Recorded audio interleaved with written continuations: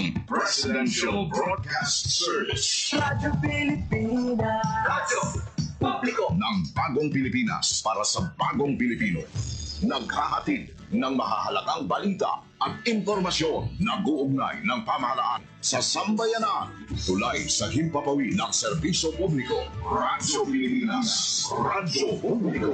Ang boses ng Pangulo sa Iloilo. Radyo Pilipinas. 585 AM. Oras sa Radyo Pilipinas, alas 8:01 sa aga. Nagapanguna nga balita sa syudad, sa mga banwa, sa probinsya sa Iloilo, kagkaimon ng mga probinsya. Mga pananawon sa likod sa mga balita. Inyong mabatian sa Radyo Pilipinas Iloilo News. Mga balita na magasugata sa inyong nga aga. Ginbantayan, ginsunod, gintipon sa Radyo Pilipinas Iloilo News Team. Gikan sa hulot balitaan. Diretso sa inyong palamatian. Yarian! Radyo Pilipinas Iloilo News.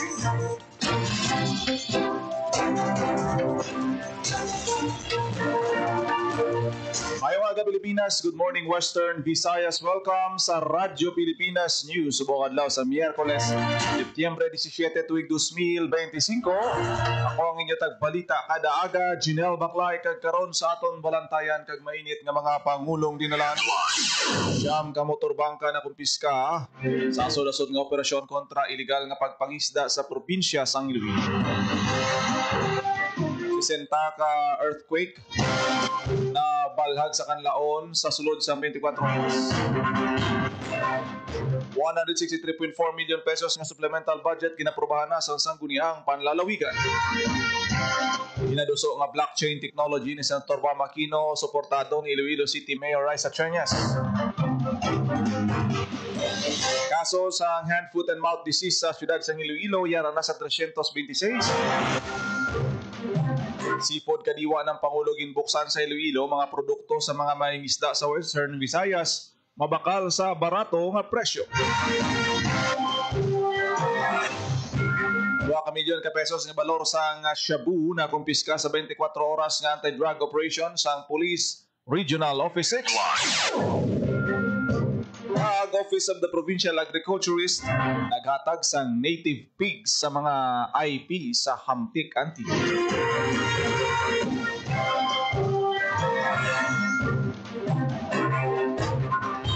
Oras sa Radyo Pilipinas, alas 8:05 sa aga, kagkaroon sa detalye sa aton mga balita lokal. Pilipinas. Radyo Pilipinas News. Naglabot sa siyam ka mga motorbangka na kumpiska sa Iloilo Police Provincial Office kag Bantay Dagat Task Force sa asod-asod nga operasyon kontra iligal nga pagpangisda sa probinsya sa Iloilo. Sa siyam ka mga nakumpiska, 5 ang nakumpiska sa baybayon nga sakop sang Carles kag Concepcion, 3 sa Batad, 1 naman nakumpiska sa Banwa sang San Dionisio. Dakop sa akto ang mga sakayang pandagat na nagagamit sang fishing paraphernalia nga iligal sa pagpangisda. Sa karon yara na sa kustodiya sang kapulisan ng mga nadakpan, pati naman na kumpiska nga sakayang pandagat. Suno kay IPPO Director Police Colonel Bayani Rosalan, padayon naging pabaskog sang kapulisan ng kampanya kontra iligal nga pagpangisda agod maproteksyonan kag maamligan ang mga baybayon sa probinsya sang Iloilo. Radyo Pilipinas. Radyo Pilipinas News. Nakabalhag sang 60 ka volcanic earthquake sa Bulkan Canlaon ng FIVOC sa sulod sang 24 oras nga monitoring. Nagsugod ang isip sang FIVOC sa alas 12 sang aga sang Setyembre 16 ug alas 12 sang aga sa Setyembre 17. Magluwas diri nakapagwa man sang sulfur dioxide ang bulkan nga nagalabot sa 1,500 ka tonelada kada adlaw sang Setyembre 16. Sa karon nagapabilin sa alert level 2 ang Bulkan Canlaon sa Negros. Hugot na ginadilian ang pagsulod sa 4 km permanent danger zone kag ang pagpalupad sang eroplano sa baba sang aktibo nga bulkan. Radyo Pilipinas. Radyo Pilipinas News. Ginaprobahan sa Antique Provincial Board ang 163.4 million pesos na supplemental budget sa giniwat nila nga sesyon. Ang supplemental budget number 4 gamiton para sa salary increase sa mga regular nga empleyado, sweldo para sa mga contract of service workers kag pondo para sa palaboton nga 51st Binirayan Festival. Sa 163 milyones pesos nga pondo, 103.4 million pesos ang magakadto sa sweldo sa mga provincial government employees, utilities kag operational expenses. Ang budget nagpainman para sa pagpatuman sa first-class province salary rate adjustment nga naghatag sang 5% nga basic salary increase para sa 1,300 ka regular employees nga nagabalor sa 31.8 million pesos. Kalakip man sa ginaprubahan ang pag-release ng 8.5 million pesos para sa second tranche sang step increments sa idalom sang salary standardization law epektibo sa Oktubre 22. Ponduhan man ang pagbukas ng plantilla item sa idalom sang Office of the Provincial Assessor. May 19 million pesos masobra naman ang ginpain para sa 51st Binarayan Festival nga pagahiwaton sa maabot nga Disyembre 1 tubto 29. Ang 163.4 million pesos ng supplemental budget ang ginkuha sa savings ng probinsya, balanse sa terminal leave benefits, maintenance and other operating expenses, kag allocations for projects and equipment. Radyo Pilipinas. Radyo Pilipinas News. Inaduso nga blockchain technology ni Senator Bam Aquino ginasuportahan ni Iloilo City Mayor Raisa Treñas. Radyo Pilipinas. Radyo Pilipinas. Sa detalye sang balita. Ginabiyabi ni Iloilo City Mayor Raisa Treñas ang proposal ng Senator Bam Aquino sa pag-adapt sa blockchain technology sa pagmonitor sa budget sa gobyerno sa pila ka mga proyekto. Suno sa alkalde na pamabulig sila sa kampanya sa good governance, transparency, kag accountability, agol pabalik ang pagsalig sa tao sa paggamit ng government funds sa mga proyekto alin sa gamayes sa dalagko ng mga projects. Nagapati ang alkalde nga deserve sang full support ang ginaduso nga blockchain technology agol mabantayan sang pumuluyo ang pondo kag proyekto sang gobyerno. Para sa Bagong Pilipinas, Junel Baclay, Radyo Pilipinas, Radyo Publiko. Radyo Pilipinas. Radyo Pilipinas News. Naglabot na sa 326 na nabalaga kasos ang hand, foot, and mouth disease sa Iloilo City. As of September 15, yara sa pito nagdugang sa bagong kasos anto sa datos sa Iloilo City Epidemiology and Surveillance Unit, yara naman sa 219 ang nakarecover na sa Balatian. Kasunod sini, ginapahalong sa Iloilo City Health Office ang pumuluyo sa siyudad sa Balatian ng hand, foot, and mouth disease nga naobserbaran nga nagataas ang kaso. Suno sa City Health Office, importante ang pagsunod sa proper hygiene kag sanitation agud manikawan ang Balatian nga masami mga kabataan ang nagakatapikan. Radyo Pilipinas. Radyo Pilipinas News. Alonsina Kabuhayan Convention and Bazaar sang DSWD SLP ginbuksan sa Iloilo Provincial Capital. Radyo Pilipinas. Radyo Pilipinas Report. Sa detalye sang balita, Opisyal na nagsugod ang Alonsina Kabuhayan Convention and Bazaar sa DSWD SLP sa Iloilo Provincial Capital, kabayan sa Sustainable Livelihood Program sa Department of Social Welfare and Development na narisari nga mga produkto gikan sa nakalain-lain na rehiyon na mahimo o bakal obra sa mga SLP beneficiaries. Halin sa mga food items, malong, flower pots, bag, kitchen utensils, furnitures, kag madamo pa, ang himo mabakal sa kasarangan ng presyo. Mainit agin abi-abi ni Iloilo Province Vice Governor Lian Dibuque na nagdiglawas kay Governor Arthur Defensor Jr. ang delegasyon na nagtambong sa opening program sa Kapitolyo. Dinapit ng bisita sanday DSWD ASEC Edmond Monteverde, kag SLP National Director Maricel Leon, kaupod si DSWD 6O si Director Silito Estembero nga nagpatag sa mga programa sang ahensya sa idalom sa Sustainable Livelihood Program nga tuyo magbulig sa vulnerable sector. Magalawig ang Kabuhayan Convention Bazaar tubtob Setyembre 18. Para sa Bagong Pilipinas, Junel Baclay, Radyo Pilipinas, Radyo Publiko. Radyo Pilipinas. Radyo Pilipinas News. seafood kadiwa ng Pangulo ginbuksan sa Iloilo. Mga produkto sa mga mangingisda sa Western Visayas mabakal sa mas barato nga presyo. Radyo Pilipinas. Radyo Pilipinas Sa balita ni JP Yerbas. Ginbuksan na sa Sunburst Park sa Iloilo City ang seafood kadiwa ng Pangulo. Ginatandag sa aktibidad ang mga ginapabugal na produkto sa mga mangisda sa Western Visayas, kaangay sa mga pras nga isda, lukos, talaba, kag kasag. Mabakal man nga asin, ginamos o gakang iban para ginaprosas sa mga produkto. Ang seafood kadiwa ng Pangulo, isa sa mga aktibidad nga ginpangunahan sa Department of Agriculture, Bureau of Fisheries and Aquatic Resources o kung DAP-FAR6 bilang kabahin sa selebrasyon sa Fish Conservation Week sa rehiyon. Magawig tudto Biyernes, Setyembre 19, ang seafood kadiwa ng Pangulo sa Sunburst Park. Para sa Bagong Pilipinas, JP Harvas, Radyo Pilipinas, Radyo Publiko. Radyo Pilipinas. Radyo Pilipinas Pilipinas News. Ika-62 nga Fish Conservation Week ginasaulog sa Bureau of Fisheries and Aquatic Resources. Radyo Pilipinas. Balik sa balita si JP Yerba. Ginasaulog sa Bureau of Fisheries and Aquatic Resources sa Conviva Region 6 ang ika-62 nga Fish Conservation Week. Ang aktibidad nagatuyo nga mapabakod kay mapasangkad ang ihibalo sa publiko tuway sa paghalong kag pag-ambling sang manggad sang katubigan. Kadungan sini ginhatagan man atensyon ang naging pasalig sa gobyerno sa tanang nga pamilya nga Pilipino nga masiguro ang bastante kag masustansya nga isda ang mag-aabot sa kada lamesa. Ang selebrasyon karong nga tuig may tema nga pangisda ang masagana, sapat na isda sa bawat pamilya. Para sa Bagong Pilipinas, JP Harvas, Radyo Pilipinas, Radyo Publiko. Radyo Pilipinas News. Panimalay sa Western Visayas nga may aras ang internet yara lang sa 40.6%. Sa detalye sang balita, Radyo Pilipinas Report. Nagdangat lang sa 829,000 o kung 40.60% sang 2 ka milyon ka panimalay sa rehiyon ang may internet. Ini ang sandig sa 2024 National Information and Communications Technology Household Survey o kon NICTHS nga gidhiwat sang Philippine Statistics Authority o kon PSA katuwa ang Department of Information and Communications Technology. Sa nasabit nga numero, 50.8% ang may fixed wire broadband, 34% ang nagagamit sa mobile broadband, 17.6% ang nagagamit sa fixed wireless broadband, kag 3.9% ang nagagamit sa satellite broadband. Sa tanang rehiyon sa Pilipinas, ang Western Visayas ang ika-11 sa may pinakamataas na porsyento sang pamalay nga may internet. Samtang nagagawa man sa nasabit nga survey nga 4.5 million sa 6.59 million o kung duha sa kada 3 ka tawo sa rehiyon, edad 10 pataas ang nagagamit sa internet.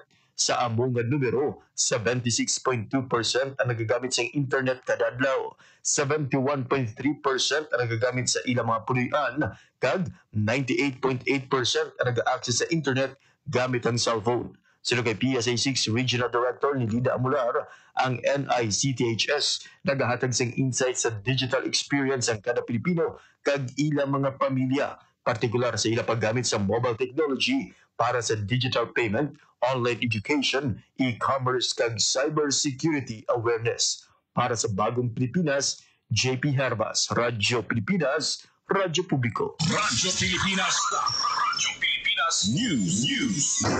Pabor sa Iloilo Governor Arthur Defensor Jr. sa nangin pronouncement ni Presidente Ferdinand R. Marcos Jr. nga kinahanglan anay mag-secure sang local government clearance sa mga national government project antes iniitag bilang complete. Pahayag ni Governor Defensor nga nasulat ini sa local government code apang wala ini nagakatabo. Dugang pa sang gobernador nga hindi present sa placement sang national government projects ang LGUs. Pangod hindi man luyag sang LGU nga mag-impose ang national government sa mga proyekto. Apang ginpahibaluman ang mga LGU pinaagi sa status reports. Kung luyag ni Presidente Marcos nga may involvement o kung may issuance ng local government clearance, pahayag ni Governor Defensor nga very welcome ini para sa iya. Madumduman nga ginpahayag ni Presidente Marcos nga ang pag-require sang clearance sa LGU isa ka importante nga pamaagi sa pag-check kontra substandard outputs. Radyo Pilipinas News. 2 million pesos nga balor sang shabu na kumpiska sa 24 oras nga anti-drug operation sa PRO6. Radyo Pilipinas Sa detalye sang balita ni Paul Tarosa. Naglabot sa 2 milyones pesos nga balor sa illegal na droga na kumpiska sa Police Regional Office 6 sa sulod lamang sang 24 oras nga anti-drug operations sa Western Visayas. Inyang nakumpiska sa kapulisan walin Setyembre 15 tubtob Setyembre 16, 2025. Resulta ini sang pulo ka operasyon sa din 13 kadrugista ang nadakpan sa Western Visayas. Sa 13 nga nadakpan, 7 high-value individuals kag 6 ang street-level individuals. Suno kay Police Regional Office 6 Director Brigadier General Josefino Ligan nakatutok sa gihapon ang kapulisan sa kampanya kontra illegal nga droga. Hindi maguntat ang kapulisan sa pagpatuman sa katungdanan para maproteksyonan ang mga pumuluyo batok sa illegal na droga. Para sa Bagong Pilipinas, Paul Tarosa, Radyo Pilipinas, Radyo Publiko. Radyo Pilipinas News. Madinrago na ginhiwat ang handog ng Pangulo Program sa naligan ni Setyembre 13 sa Pavia, Iloilo, ang Department of Western Visayas Center for Health and Development, ang isa sa mga ahensya sa gobyerno na nagpuylog sa programa kung sa diin nagduso ini sa mga tinutuyo sa Universal Healthcare Act agud masiguro ang pag-angkon sa kalidad nga serbisyo sa pagatipan sa ikayong lawas para sa tanan nga Pilipino. Ginasuportahan man sa National Nutrition Council Western Visayas ang aktibidad paagi sa pagserbe sa masustansya nga rice, porridge o kun lugaw kag masustansya nga cookies nga ginhatag sang Scaling Up Nutrition Partners, partikular ang Waffle Time Foundation Incorporated para sa 1,000 ka mga partisipante. Pagpatigayon sa diet counseling gamit ang Pinggang Pinoy para sa tanan nga edad kag pagpasanyog sang pulo ka kumain mens. Nakaago man ang pumuluyo sang libre nga serbisyo sa ikayong lawas pareho sang konsultasyon, pagbakuna, pagatipan sa ngipon, pag-usisa sa ikayong lawas kay mga programa sa ikayong lawas. Padayon man na ginaduso ang pagpakigbato sa malnutrisyon kag ipabaskog ang panawagan para sa kalusugan at nutrisyon para sa lahat. Radyo Pilipinas. Radyo Pilipinas News. Office of the Provincial Agriculturist naghatag sa native pigs sa mga IP sa Hamtik Antique. Radyo Pilipinas. Radyo Pilipinas. Sa detalye sa balita ni Paul Tarosa. Nakabaton sang anong ka-native pig sa mga indigenous members sang barangay Masanag, Hamtik, Iloilo halin sa Office of the Provincial Agriculturist. Natigayon ang distribusyon halin sa request sang sangguniang palalawigan nga nagatuloy nga mabuligan ng mga IPs sa ila palangabuyan. Ang distribusyon gintambungan ng Vice Governor Genevieve Lim Reyes, Community Development Officer 3 Charlene Rosales, punong barangay Roy Lunasco, kag Tribal Leader Ramin Hamili. Nagapasalamat ang mga IPs sa nabaton nga native pigs halin sa gobyerno. Para sa Bagong Pilipinas, Paul Tarosa, Radyo Pilipinas, Radyo Publiko. Radyo Pilipinas. Radyo Pilipinas News. Magabukas na sa Iloilo City Sunburst Park ang seafood kadiwa ng Pangulo. Magapasundayag sa mga sea salt kag fishery products sa mga micro, small and medium enterprise gikan sa nanuhay-tuhay nga probinsya sang Panay kag Guimaras. Lakip sa mga magkapakigbahin among Daddy's Boat Homemade Alamang nagikan sa New Washington, Aklan, John B. Crispy Shrimp sang Aklan samahan ng mga isda sa Barangay Lisub, Solar Salt Cycles Tahong Chips, Talaba Chips, Scallops Chips, Lorna's Processed Food nagikan sa Rojas City Capiz, Paduhinog Salt Manufacturing, Tultul Salt sa Hordan Guimaras, M. Chavez Salt Producers Association, Sibunag Aqua Farmer Fishermen Cooperative, Deboned Bangus, Marinated Bangus, Smoked Bangus, nagikan sa Sibunag Guimaras, AAJ Squid Wings, assorted dried fish naman nagikan sa Estancia Iloilo, Anamais Alige Priest, Fish Cracker, Squid Adobo, Squid Chicharon, Squid Sticks, kag madamo pa. HF Foods Products, ginisang bagoong, dried alamang shrimp, sang Tigbawan, Iloilo. Samahan ng mga isdang matatag at responsable sa tarong, boneless bayabaan, danggit, sapsap, dalinuan, karaho, latab, nagika naman sa Banwa, San Carles. Northern Binunan Fisherfolk Association, sang Batad, Iloilo. Southern Binunan Fisherfolk Association. Sibato Islander Fisherfolk Association, nagikan sa Kaluya, Antique. Barangay Igbon, Kasagan Association, sang Concepcion, Iloilo. Bagong Samahan Fisherfolk Association, nagikan man sa Banwa, San Concepcion. Hermes Talabahan, sang New Washington, Aklan. Ang seafood kadiwa ng Pangulo ang bukas sa alas 8 sa aga hasta alas 5 sa hapon halin sang Setyembre 16 kag magalawig ini tubtob Setyembre 20. Radyo Pilipinas. Radyo Pilipinas News. Sa iban pang balita, wala sa pagpangduwa-duwaging balik sa tricycle driver nga si Aaron Amata nadula nga coin purse nga may unod nga masubra 10,000 pesos sa tagiya nga si Charina Espinosa, residente sa Barangay Rizal, Hordan, Guimaras. Gin-turn over ni Amata sa Tourism Assistance Desk ang coin purse nga natigayon nga malocate sang tagiya. Suno kay Charina, mapailoilo City tani sila sang bata iya para magpo-check up sang nabatyagan sini nga nawigit ang iyang coin purse. Nagailibiyon siya nga nagpauli sa ila balay. Sa wala ginalaong mga tion, may nanawag sa iyang empleyado sang Tourism Office kag positibo niya nga na-identify ang wallet. Dako gid ang pasalamat ni Charina sa nakakita sang iya coin purse. Radyo Pilipinas. Radyo Pilipinas News. Oras sa Radyo Pilipinas, alas 8:22 na sa aga. Radyo Pilipinas. Radyo Pilipinas. Agi nyo nabatian ang detalye sa mga nagapangunang balita sa pagpangalagad sa Radyo Pilipinas News karon nga adlaw sa Miyerkules, Setyembre 17, tuig 2025. Sa dugang pangabalita kag impormasyon, please share, follow kag like sa aton nga Facebook page Radyo Pilipinas Iloilo kag Radyo Pilipinas Community Group. Kung nagilamang inyo alagad ang inyong tagbalita kada aga, Junel Baclay. Mayong aga Pilipinas, God bless Iloilo.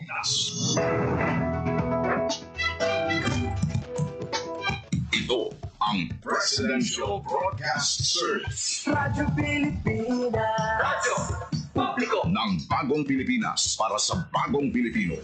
Naghahatid ng mahahalagang balita at impormasyon na guugnay ng pamahalaan sa sambayanan.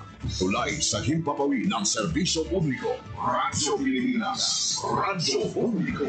Ang boses ng Pangulo sa Iloilo. Radyo Pilipinas. 585 AM.